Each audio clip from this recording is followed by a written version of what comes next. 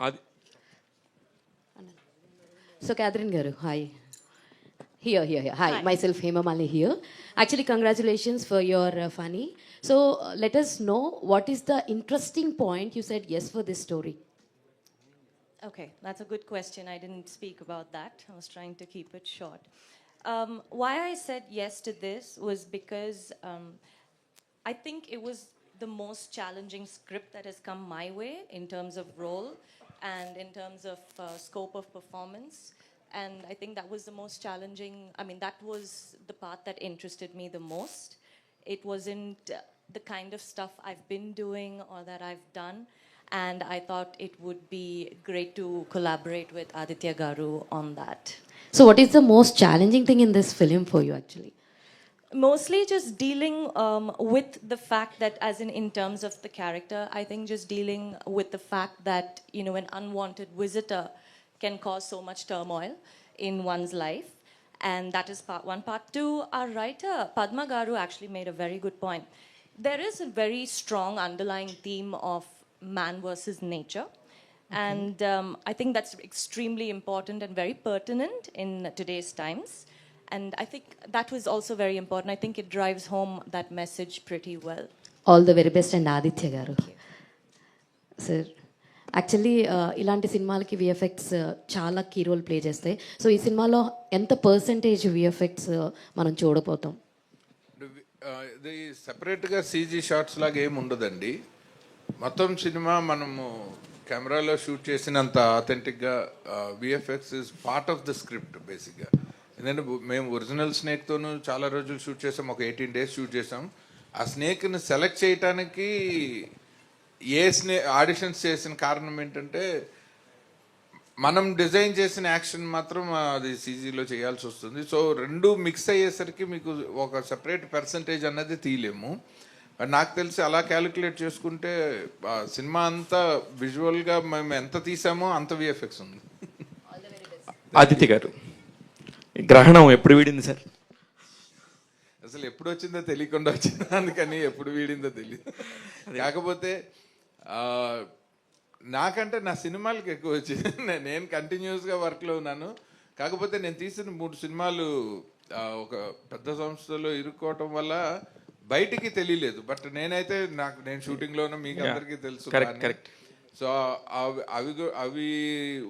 అవి వాటి రిలీజులతో సంబంధం లేకుండా కూడా మళ్ళీ మా సిస్టరు మనం చేద్దాము, ఒక మంచి సినిమా చేసి మనం రిలీజ్ దాకా తీసుకెళ్దాము అన్నప్పుడు ఆ క్షణమే వీడింది అనుకుంటున్నాను. అయితే ఒక పెద్ద సంస్థల్లోనే 3 సినిమాలు ఇరుక్కుని బయటికి రానప్పుడు, మన ఇంట్లో మనిషిని వస్తా అన్నప్పుడు, నాలాంటి వాడు ఎవరన్నా వచ్చి మీకు సలహా అడిగితే ఖచ్చితంగా వద్దని చెప్పే ఆదిత్య గారు మీనా గారి లాగా సొంత చెల్లెల్ని ఎలా ఇంటికి తీసుకొచ్చారు? దానికి కారణం ఇప్పుడు మామూలుగా నేను ఒక అడ్వైజర్ లాగా సలహా ఇచ్చేటప్పుడు ఇండస్ట్రీ తాలూకు ప్రోస్ అండ్ కాన్స్ చెప్తాను.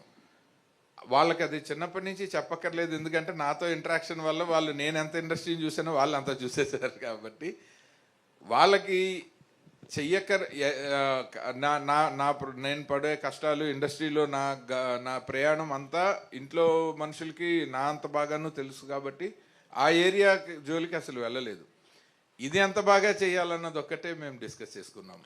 ఫైనల్గా మీ గడ్డం తీసేసి హ్యాపీగా ప్రెస్ ముందు కూర్చున్నారు. I'm very happy sir. Thank you so much sir. Aditya గారు, మీనాక్షి గారు, మీనాక్షి గారు, నిజంగా కూడా ఇప్పుడు కష్టాలన్నీ తెలుసు. నేను ఎందుకు పర్టికులర్గా ఈ పాయింట్ చుట్టూ తిరుగుతున్నానంటే, సినిమా గురించి ఎట్లాగో అందరూ మాట్లాడతారు, ట్రైలర్స్ మాట్లాడతాయి. ఇవాళ రోజున సినిమాకి రావాలంటే వాటిని చూసే వస్తారు. మనం ఎంత మాట్లాడుకున్నా కూడా దేర్ ఇస్ ఎ కంటెంట్ ఉంటే మీ సినిమా అవుతుంది. కానీ ఎక్కడ ఒక గట్ ఫీలింగ్ ఉండాలి ఒక ఇండస్ట్రీలోకి రావాలంటే. దేనికైనా సరే ప్లస్లు కనబడతా ఉండే ఇండస్ట్రీ కాదు ఇది. ఇలాంటి ఇండస్ట్రీకి మీరు ఏ ధైర్యంతో వచ్చారు? మీరు వెల్కమ్ టు ద ఇండస్ట్రీ. మీరు హ్యాపీగా ఉండాలని కోరుకుంటూనే ఇది అడుగుతాను. మీరు ఫస్ట్ క్వశ్చన్ నేను first this is my first stage అని చెప్పిన తర్వాత కూడా ఇంత పెద్ద పెద్ద క్వశ్చన్లు ఇవ్వటం నాకు అవసరం అండి. మనం ఒకటే కదా.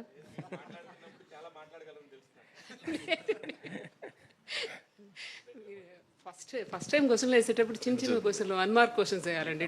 10 marks. మీరు అంత పెద్ద పెద్ద క్వశ్చన్స్ వేసేయకూడదు. ఇది బేబీ స్టెప్స్. ఇప్పుడు నేను just born I would say. మీరు అంత పెద్ద క్వశ్చన్ మరి 100 మార్కుల క్వశ్చన్ చేయమనకూడదు. బట్ మీరు చెప్పే థ్యాంక్ యూ సో మచ్. నాకు ఓన్లీ గట్ ఫీలింగ్ ఏంటంటే అన్నయ్య ఉన్నాడు, that's it. He knows it. ఎందుకంటే హీ నోస్ వాట్ ఈస్ మనసంతా నువ్వే ఉన్నప్పుడు మా అన్నయ్యది పరిస్థితి ఎట్లా ఉండేదో నాకు తెలుసు, ఆ తర్వాత ఎట్లా ఉందో తెలుసు. ఏది ఒకే రకంగా ఉంటే ఎంజాయ్మెంట్ ఏముంటుందండి. సో మళ్ళీ మనసంతా నువ్వే ఎంత వచ్చింది 2003 ఆర్ 1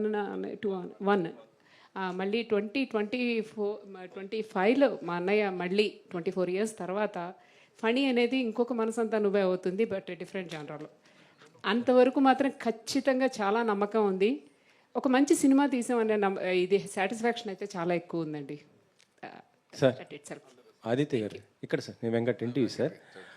పీపుల్స్ మీడియాలో మీ మూవీస్ ఉన్నాయి కదా, అవి ఎందుకు బయటికి రావట్లేదు సార్? ఏంటి release problem? People media stage మీద మాట్లాడదాం. ఈ క్వశ్చన్కి ఆన్సర్ చెప్పాలంటే నా పక్కన విశ్వ గారు, వివేక్ కూచిపట్ల గారు ఉండాలి, మీనాక్షి గారు, శాస్త్రి గారు కాదు. మీరు డైరెక్షన్ చేశారు కదా, మీ సినిమాలు మీ బయటికి రాకపోవటం ఏంటి? డైరెక్టర్గా సినిమా తీయటమే కానీ రిలీజ్ చేయాల్సిన ఈక్వేషన్ జనరల్గా మీకు తెలియదు ఏముంది, అది ప్రొడ్యూసర్.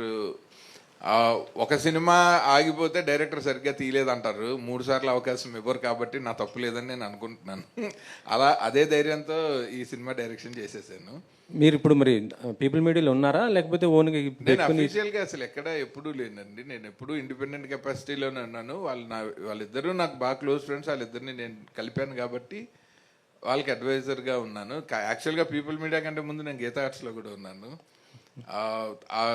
కరెక్ట్గా మన సినిమా మొదలయ్యే ముందు నేను రాఘవేంద్రరావు గారితోనే ఉన్నాను. 1 ఏడాదిన్నర పాటు నేను నా అవసరం ఉంది అనుకున్నప్పుడు ఇండస్ట్రీలో అందరితోనూ పనిచేశాను. స్పెషల్గా పీపుల్ మీడియా అన్నది కొన్నాళ్ళు కొంచెం ఎక్కువ ట్రావెల్ చేశాను, ఎందుకంటే నా త్రూయే వచ్చారు కాబట్టి. ఇప్పుడు ట్రావెల్ చేయట్లేదు మీరు? అఫీషియల్గా చేయట్లేదు, బట్ సలహాలకి సంప్రదింపులకి ఎప్పుడు. ఏంటి సార్?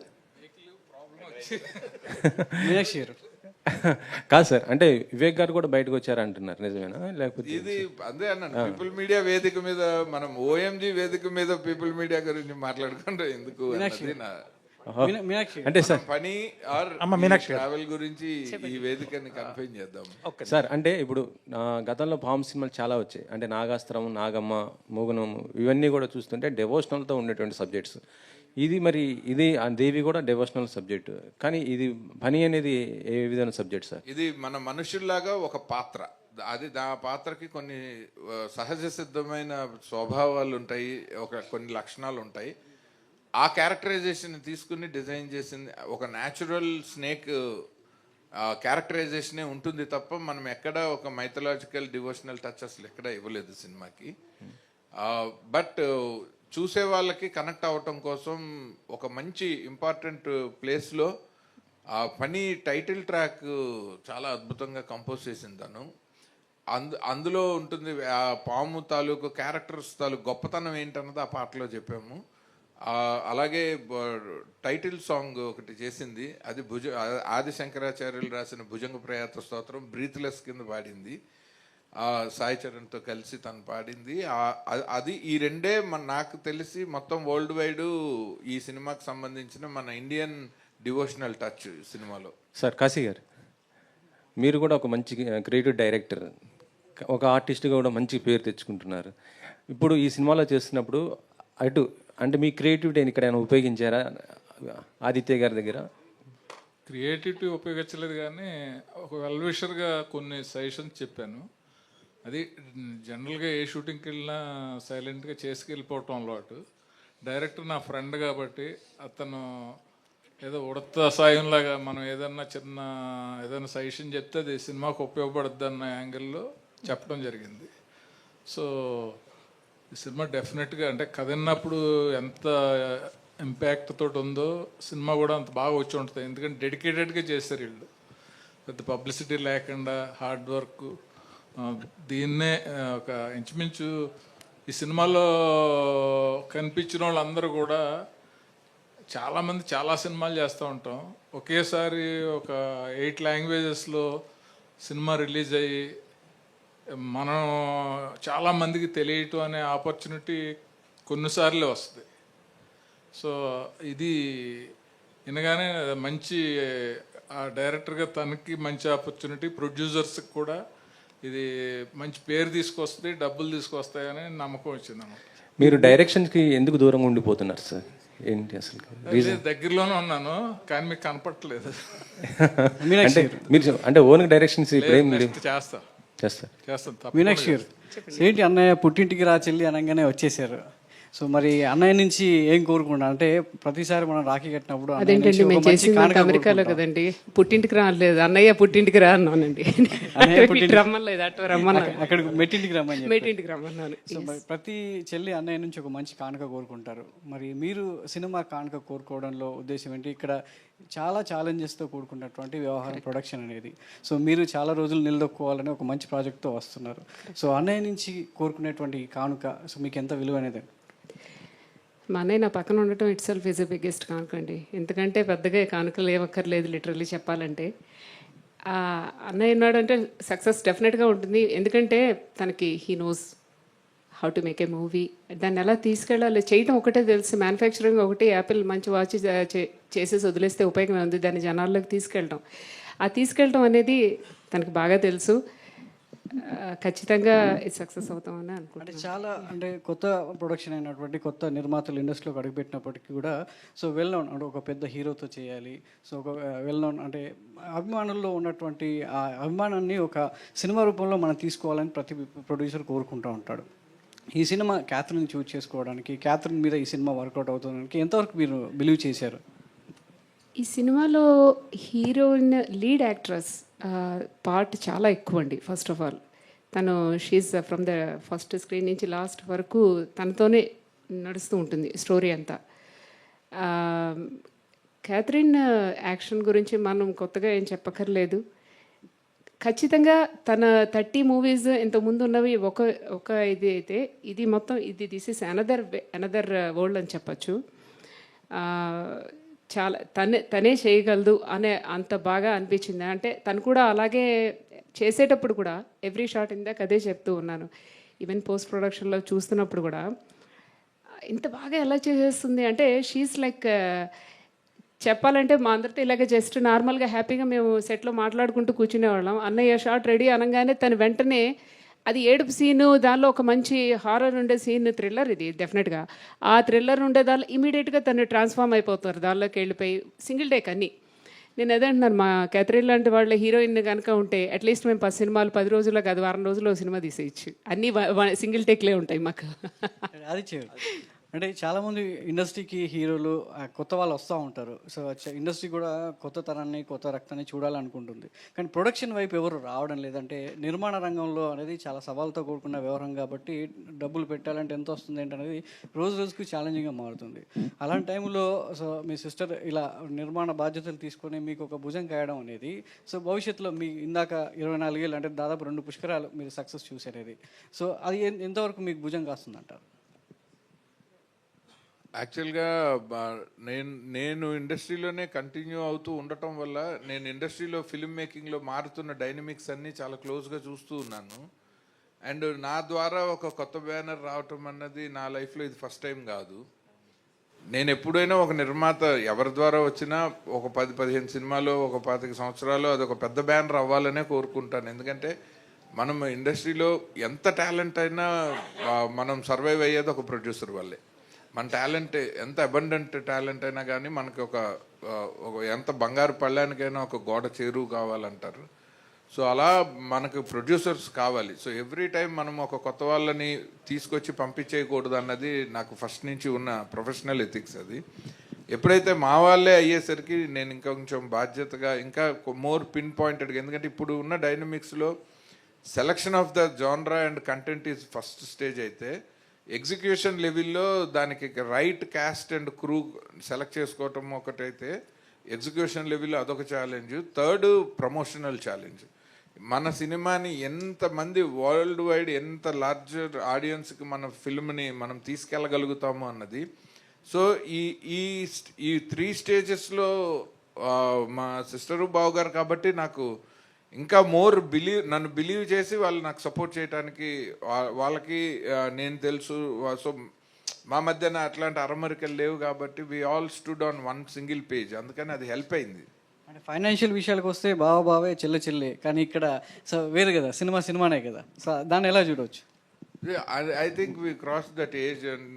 ఆ మాత్రం మెచ్యూరిటీ వచ్చిన తర్వాత సినిమాలు ఎన్ని సంవత్సరాలు. మీనాక్షి గారు, మీనాక్షి గారు ఏం లేదండి, మీరు ఇప్పుడు సినిమానే పెద్ద బాధ్యత ప్రొడ్యూసింగ్ చేయడం, ఆ తర్వాత కూడా మ్యూజిక్ బాధ్యత కూడా ఎందుకు తీసుకున్నారు? యాక్చువల్లీ బేసికల్లీ నేను మ్యూజిషియన్నేనండి. అంటే ఎంతో అనుభవం ఉంటే గానీ ఇలాంటి సినిమాలకు స్పెషల్ ఎఫెక్ట్స్ కావచ్చు. ఇప్పటి వరకు మీకు ఇందాక అడిగారు కదా చెల్లి అని, ప్రొడక్షన్ వరకు వచ్చేసరికి అన్నయ్య సారీ అన్నయ్య నేను చెప్పేస్తానండి. చెప్పండి. ఇప్పుడు ఇంత ముందు వరకు అయితే చెప్పేదాన్ని కదా, భగవద్గీత మీద ప్రమాణం చేసి అన్ని నిజాలే చెప్తాను నేను, ఇప్పుడు అన్ని అబద్ధాలే చెప్తాను నేనండి. మా అన్నయ్య యాజ్ ఎ ప్రొడ్యూసర్కి వచ్చిన తర్వాత హౌ వెల్ ప్రొటెక్టెడ్ అంటే, నాకు ఎక్కడ ఏ కష్టం లేనికుండా అసలు కొత్తగా అడుగు పెట్టే వాళ్ళకి ఇదే అమ్మో భయపడేటట్టు అసలు ఏ దానిలో అనిపించలేదు. ఆ దానిలో యాజ్ ఎ ప్రొడ్యూసర్ రోల్లో నాకు అన్నయ్య వాజ్ లైక్ దట్.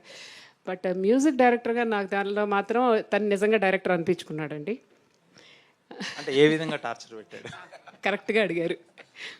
ఫస్ట్ అసలు ఈ సినిమా స్టార్ట్ చేసినప్పుడు ఇట్ వాస్ వెరీ ఇంట్రెస్టింగ్. పొద్దున నేను అన్నయ్య కూర్చొని జస్ట్ కాఫీ తాగుతున్నాము. అన్నయ్య ఈ సినిమా ఏదైనా మనం మంచి సినిమా చేస్తే బాగుంటుంది కదా, ఏదైనా మనమే చేస్తే బాగుంటుంది కదా అని జస్ట్ జనరల్ టాక్ కాఫీ పొద్దున అని అంటే, చేయొచ్చమ్మా బాగానే ఉంటుంది, మనమే అంటే ఏదైనా మంచి స్క్రిప్ట్ వస్తుంది, ఎవరో ఎందుకు చేయటం మనమే చేద్దాంలే అన్నయ్య అంటే. ఇంతవరకు నేను ఎప్పుడు అన్నయ్యని అడగలేదు. ఇంతకాలంలో అన్నయ్య నాకు ఎప్పుడు చెప్పేవాడు, సినిమా చూడటం వరకే మాకు అలవాటు.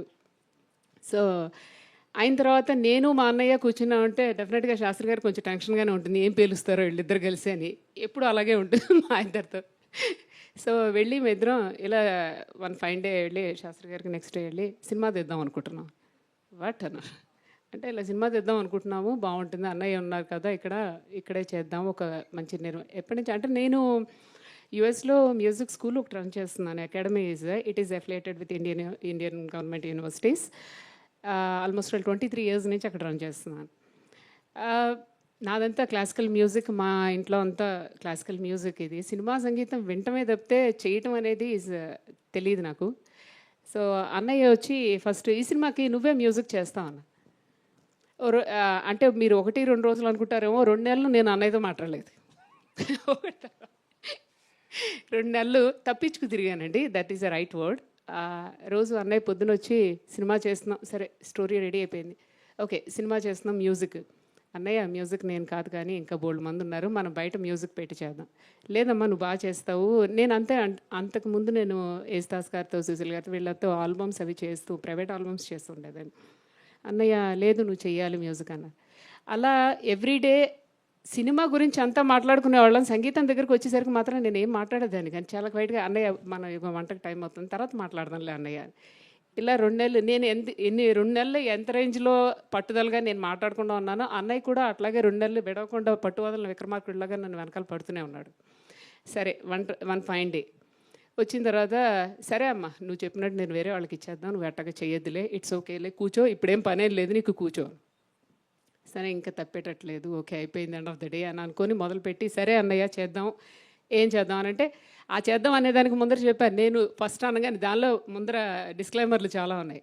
నువ్వు చెప్పంగానే నేను నో అంటాను, నువ్వు అన్నా నువ్వు బాధపడకూడదు అంటే ఈ దానికి యాప్ట్ అయ్యి ఉండకపోవచ్చు, దానిలో ఇంకొక 100 ట్యూన్లు రావాలి, దీని తర్వాత ఇది రావాలి, అలాగా చాలా చెప్పాడండి. ఇవన్నీ చెప్పిన తర్వాత ఏంటంటే ఎవరు మాత్రం చేస్తారండి. నేను ఇంకా సరే అయితే నేను అసలు చేయను పోవని. తర్వాత నెక్స్ట్ డే వచ్చి చేసావమ్మా, ఇంక వదిలేటట్లేడు అని అనుకొని ఫస్ట్ ట్యూన్ చెప్పాను. నాకు తెలుసు నాకు చాలా భయంగా అనిపించింది ట్యూన్. పైగా దానిలో ఏంటి, నేను ఇప్పటివరకు classical music, I'm a classical musician. అది పాడిన తర్వాత ఫస్ట్ సాంగ్ వచ్చి రొమాంటిక్ సాంగ్ అమ్మ, అదే ఫస్ట్ చేయాలి. వారు నాయనో ఇదేంటి ఫస్ట్ రాగానే ఇదే పాట ఏంటి నాకు అని అది మొదలు పెట్టాను. జస్ట్ ట్యూన్ ఇవ్వంగానే అన్నయ్య ఏమంటాడు అనేది, నేను 10th క్లాస్ ఎగ్జామ్స్ రాసినప్పుడు కూడా నాకు అంత టెన్షన్గా అనిపించలేదండి.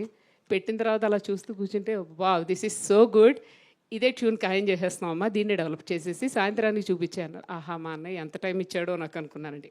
పొద్దున్న మధ్యాహ్నం చెప్పాడు, సాయంత్రానికి ఇచ్చేయమని అడిగాడు. అలాగా ఈ అన్నయ్య సపోర్ట్ చాలా ఎక్కువ. అంటే హీ లవ్స్ మ్యూజిక్. అన్నయ్య సినిమాలన్నీ మీకు తెలిసిందే కదా, అవన్నీ మ్యూజికల్ హిట్సే మొత్తం ఉన్నవన్నీ కూడా. అది సగం భయం ఏంటంటే అన్నయ్యతో వర్క్ చేసిన వాళ్ళందరూ పెద్ద పెద్ద musicians. And when it comes to me, I'm a just very birding artist.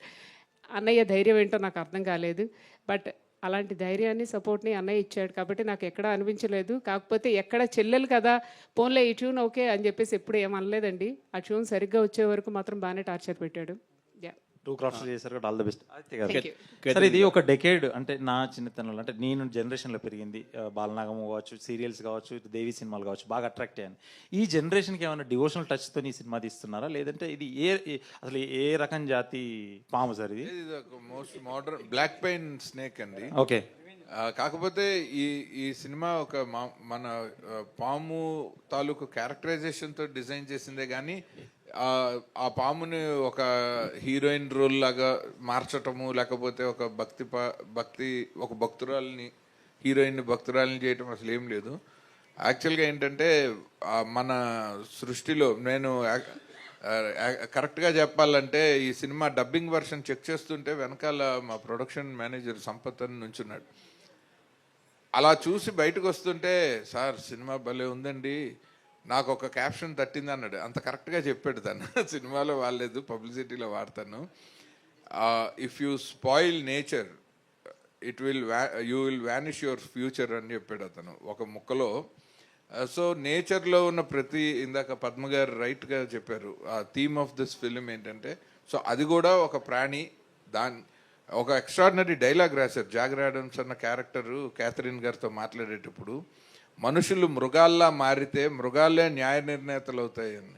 So ఇది అలాంటి ఒక క్యారెక్టర్ ఉన్న ఒక పాము. అన్ఫార్చునేట్లీ దానికి విషం ఉండదు, కానీ పగ మాత్రం ఇంకా ప్రమాదకరంగా పెంచుకుంటూ ఉంటుంది, అది హ్యూమన్ రేస్ మీద. సో ఆ క్యారెక్టరైజేషన్ని తీసుకొని ఈ కథని డిజైన్ చేశాం. ఎంటైర్ అమెరికాలో తీయడానికి కారణం ఏంటి సార్?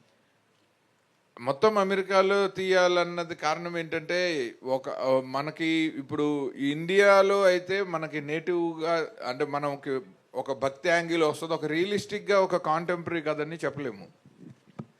సో ఒక డివోషనల్ ఆర్ మైథలాజికల్ టచ్ లేకుండా మనం ఇండియాలో ఒక పాము అంటే మనకి దేవుడితో సమానం. కానీ గ్లోబల్గా చూస్తే పాము అంటే మనలాగే ఒక క్రీచర్, లైక్ ఒక హ్యూమన్ లాగే ఒక క్రీచర్. సో ఈ కథ రైట్గా కమ్యూనికేట్ కావాలంటే జనానికి గ్లోబల్గా ఒక న్యూట్రల్ లొకేషన్ ఉండాలని అనుకున్నాము. అండ్ ఎప్పుడైతే మన ప్రొడ్యూసర్స్, మా సిస్టర్ వాళ్ళు డాలస్లోనే ఉంటారు కాబట్టి, సో బెటర్ ప్లేస్ దాన్ ఎనీవేర్ ఎల్స్ అని చెప్పి అక్కడ మొత్తం ప్రాజెక్ట్ని డిజైన్ చేసి 100% డాలస్లో చేసిన ఓన్లీ ఇండియన్ ఫిల్మ్ ఇదే. సార్ డైరెక్ట్ గారు ఇక్కడ ఇప్పుడు మీరు చెప్పిన దాన్ని బట్టి ఈ పాము పోస్టరు, ఆర్టిస్ట్, హీరో డిజైన్ చూస్తుంటే మన రాజమౌళి ఏగా గుర్తొస్తుంది. నేపథ్యం వేరైనా నిజంగా ఏగా గుర్తొస్తే నేను చాలా సక్సెస్ఫుల్ అనుకుంటాను. నేను ఐ ఫీల్ హ్యాపీ. ఎందుకంటే సినిమాతో కంపారిజన్ లేదు, కానీ ఒక సినిమాని ప్రపంచవ్యాప్తంగా ఎంతమంది ప్రేక్షకుల కళ్ళ ముందుకు తీసుకెళ్లాలన్నది ఈ జనరేషన్లో మా అందరికీ మార్గదర్శకుడైన దర్శకుడు రాజమౌళి గారే. సో ఆయన ఫుట్ స్టెప్స్లోనే ఈ మొదటి మీడియా సమావేశంలో ఆయన పేరు తలుచుకోవడం కూడా నాకు చాలా ఆనందంగా ఉంది. Thank you so much. Sir Aditya గారు, ఇప్పుడు ఇది మొత్తం కూడా నేచర్ గురించి అని చెప్తున్నారు కదా. ఇప్పుడు ప్రస్తుతం హైదరాబాద్ సెంట్రల్ యూనివర్సిటీ జరుగుతుంది, ఆ విషయం మీకు తెలుసు, ఇందాక ఇండైరెక్ట్గా కూడా ప్రస్తావించారు. దీనిపైన మీ స్పందన ఏంటి, మీ సపోర్ట్ ఎలా ఉంటుంది? ఎప్పుడైతే ప్రభుత్వము, చట్టము, కోర్టుల పరిధిలో ఉన్నప్పుడు అసలు మనం ఏమీ స్పందించకూడదు. మన అభిప్రాయం ఏదైనా ఉంటే అది మనతోనే దాచుకోవాలి. దాన్ని మనం ఇంకొంచెం అగ్గి రాజేసినట్టు చేయకూడదు అన్నది ఒక పౌరుడిగా మన బాధ్యత.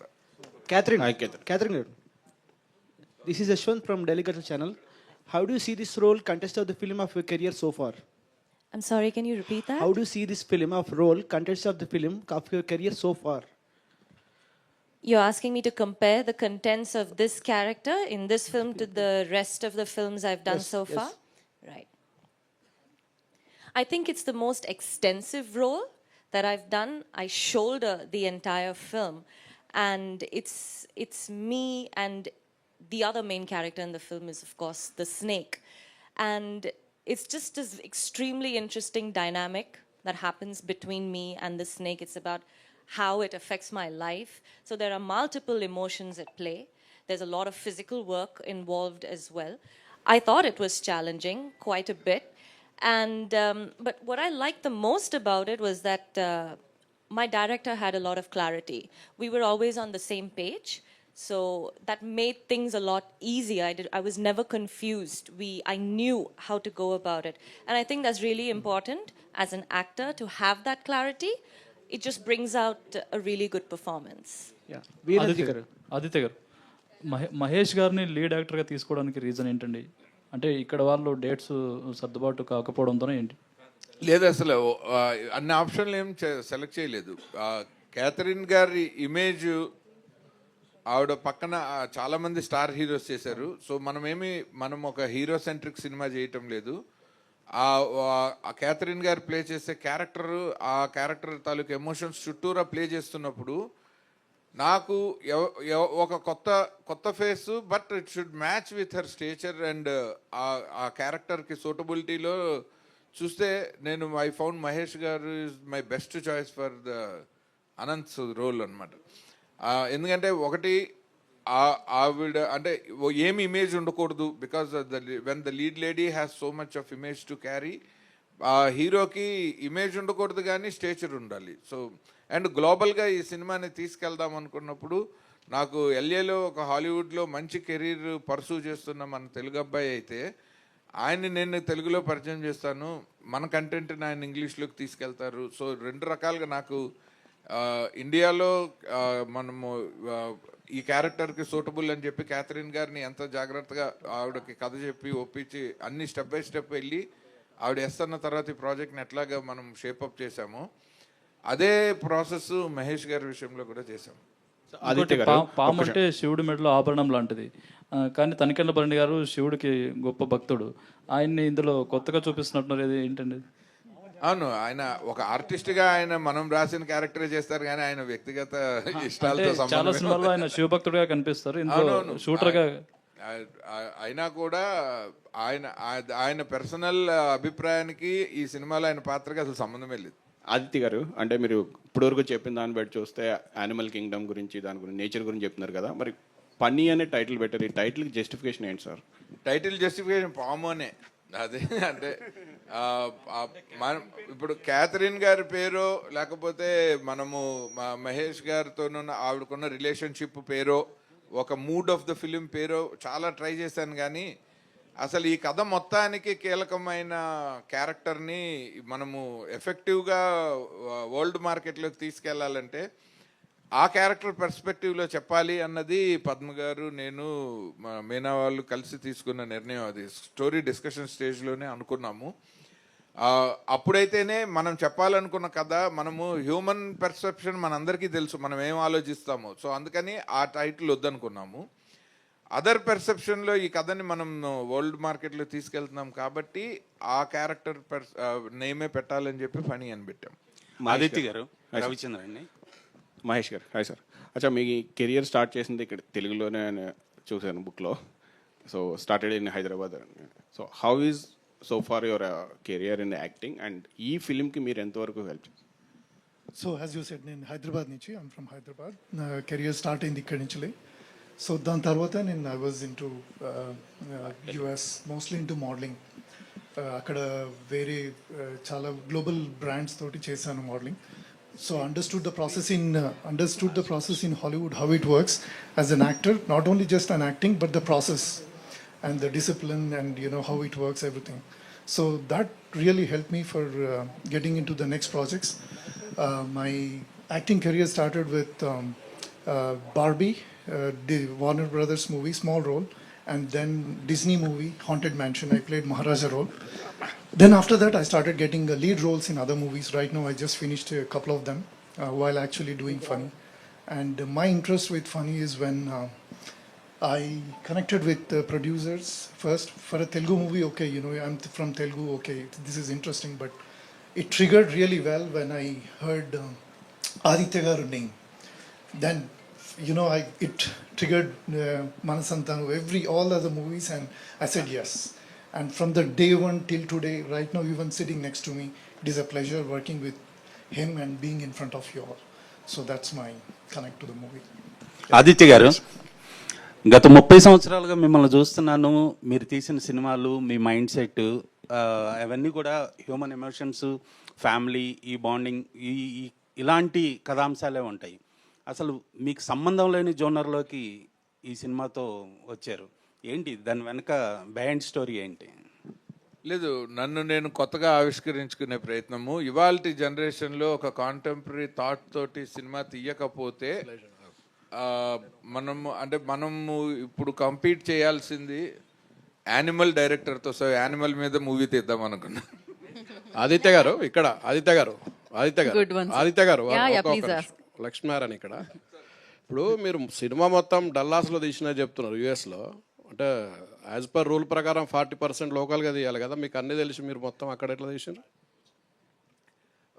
మొత్తం పోస్ట్ ప్రొడక్షన్ అంతా ఇండియాలో చేస్తున్నాము. బట్ గ్లోబల్ ఫిల్మ్ చేసేటప్పుడు నేను I just wanted to fight it out అండి. ఎందుకంటే కథ డిమాండ్ చేసిన లొకేషన్లో సినిమా చెయ్యకపోతే ఒక సబ్సిడీ కోసమో ఒక ట్యాక్స్ బెనిఫిట్ కోసమో ఇవాళ సినిమాని మనం కిల్ చేయలేము. ఒక ఫిల్మ్ మేకర్గా that is absolute injustice to my profession from my side అని నేను భావిస్తాను. కానీ మీరు నేషనల్ దీనికి వన్ ఆఫ్ ది మెంబర్ కూడా, మీరే రూల్స్ అవాయిడ్ చేస్తే మిగతా వాళ్ళు ఎవరు పాటిస్తారు?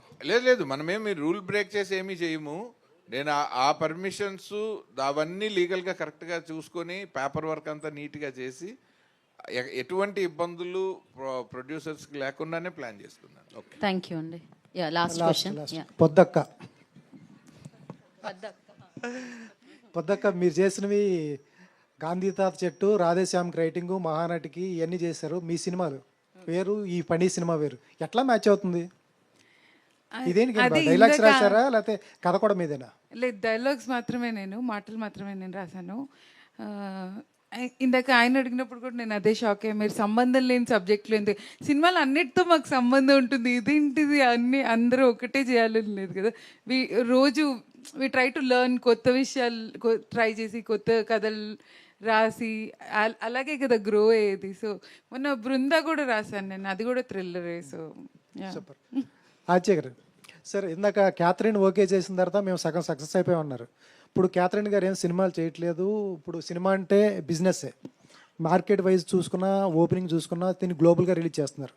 ఎంతవరకు మార్కెట్ ఉంటుందని అనుకుంటున్నారు? క్యాథరిన్ గారు సినిమాలు చేయట్లేదంటే ఇప్పుడు మన సినిమాతో పాటే ప్యారలల్గా ఆవిడ తమిళ్లో సుందర్సి సినిమా చేస్తున్నారు, అది కూడా రిలీజ్కి రెడీ అవుతుంది. అండ్ ఆవిడ మలయాళంలో చేస్తున్నారు. సో ఈవిడ she's known in every language. By the time we signed her, ఆవిడ ఈ కథ ఓకే అన్నప్పటికీ ఆవిడకి ఈ షూటింగ్స్ అన్నీ లైనప్ అయ్యే ఉన్నాయి. అండ్ ఆవిడ చాలా పెద్ద సినిమాల్లో కూడా రాబోతున్నారు. సో ఆవిడ ఆ సినిమాలే రివీల్ చేస్తాయి రాగానే. ఇవాళ రేపు ఫిలిం మేకింగ్ టైం కొంచెం స్లో డౌన్ అవుతూ ఉంటుంది, ఎందుకంటే అందరూ చాలా కాషియస్గా సినిమాలు చేయాల్సిన జనరేషన్లో ఉన్నాం మనం.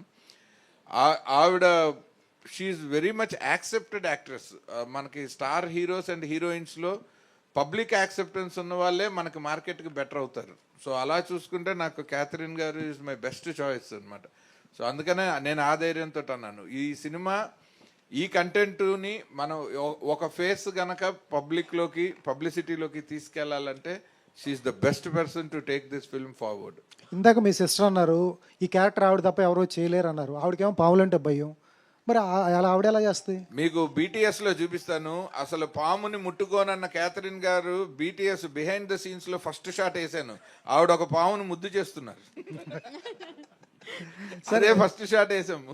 ఎందుకంటే ఆవిడ మనం నేను ఒక లవ్ స్టోరీలు ఫ్యామిలీ డ్రామాలు రాసుకుని తీస్తున్న దగ్గర నుంచి ఈ సినిమా చేయడానికి ఎలాగైతే నేను నేర్చుకున్నాను, ఆవిడ అలా ఎక్వైంట్ అయిపోయారు. లైక్ కొన్ని రోజులకి ఆ భయం పోయింది. పోయి ఆ స్నేక్ ట్రైనర్ చేతిలో పాము ఉంటే ఈవిడ దాన్ని ముద్దు చేయటం నేను బిహైండ్ ద సీన్స్ లో తీసాను అది. సార్ ఈ పాముల్ని ఆడిషన్ చేయటం ఏంటి, ఎట్లా కుదురుతుంది అది? పాముల్ని ఎందుకు చేయాల్సి వస్తుంది అంటే మనము క్యారెక్టర్ ఒకలాగా రాసుకున్నాము, తర్వాత దానికి తగినట్టు స్టోరీ బోర్డ్ వేసుకున్నాము, విజువల్ స్టోరీ బోర్డ్ వేసుకున్నాము. అందులో మన ఊహకి తగినట్టు ఒరిజినల్ పాము ఏ పాము మన క్యారెక్టరైజేషన్కి దగ్గరగా ఉంటుంది. ఎందుకంటే నాకు విచిత్ర సోదరులో పెద్ద కమలాసను రివెంజ్ తీర్చుకుంటే తండ్రి మరణానికి తల్లి మరణానికి ఆ సినిమా ఒక మామూలు సాదాసీదా సినిమా ఇది, మా గురుగారు సంగీతం గారిది. ఎప్పుడైతే ఆ విషం వల్ల ఇంపాక్ట్ అయిన ఒక డ్వార్ఫ్గా మారిన కమలాసను ఆ సినిమా ఆ రివెంజ్ తీర్చుకోవటం అంటే ఒక హీరోకి ఒక లిమిటేషన్ ఉంటే ఆ రివెంజ్లో వచ్చే ఛాలెంజెస్ ఉంటాయి. ఆ ఛాలెంజెసే మనకి ఇంట్రెస్టింగ్ స్క్రీన్ ప్లేకి కారణం అవుతాయి. అలా ఒక కోరల్ పీకేస్తే విషం లేకుండా బాధతో పగతో మనుషుల మీద పగపట్టిన ఒక పాము ఉండాలి అంటే నేను ఒక పెద్ద పైతాన్ని తెచ్చి ఒక అనకొండలాగా చూపిస్తే దాన్ని చూస్తేనే సగం చచ్చిపోతాం. అది ఆ భయము ఒక మర్డర్ వరకే ఉంటుంది, కానీ వరుసగా సినిమా అంతా ఎంగేజింగ్గా చెప్పాలి అంటే ఆ పాముకు ఒక క్యారెక్టర్ ఉండాలి.